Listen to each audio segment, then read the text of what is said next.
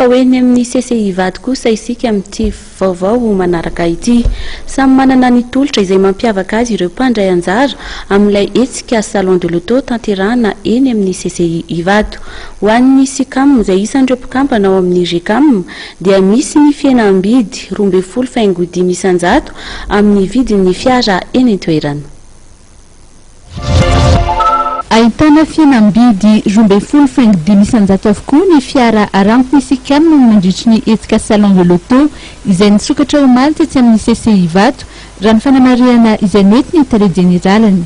Pour le salon, tous nos tarifs ont été remisés de 12,5%. Ny marikana fiara varotan'ny SICAM dia ety an-toerana avokoa. Ny société SICAM eto amin'ny salon de l'auto 2017 eto amin'ny CCI Vato amin'izao fotoana izao mitondra ny marque anaky 10 Hyundai, Mitsubishi, Peugeot, Mercedes, et Suzuki. Anisany manome ny tolotra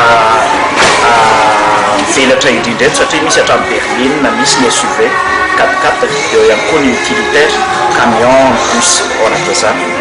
Ao anatin'izany koa izay dia manome anaty tolotra fomba mode de paiement isan-karazany, misy crédit afaka mandeha hatramin'ny 24 mois eto aminay. Dia ny zavatra vaovao nentinay tamin'ity dia ny ao amin'ny Peugeot 3008 izay vaovao ihany koa amin'izao miteny izao amin'ny Europe. Dia ao anatin'izany ihany koa ny ao Mitsubishi, ny ASX vaovao ihany koa io. Dia Mercedes-Benz manana ny GLE tsika eto amin'izao fotoana izao.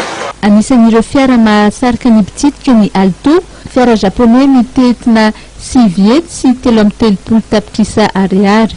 Ny Alto no fiara manintona indrindra sy be mpividy indrindra amin'izao satria Suzuki Alto marika fantatra nefa izy io no mora indrindra eo an-tsena amin'izao tsika teo izao. Mafy tsara izy matanjaka tsara, fiara kelikely, tsy miconsomme, moteur ny latsaky ny 1 litre dia 5 places, mety tsara izy any amin'ny ville, afaka miseho garé tsara sy ohatr'izany.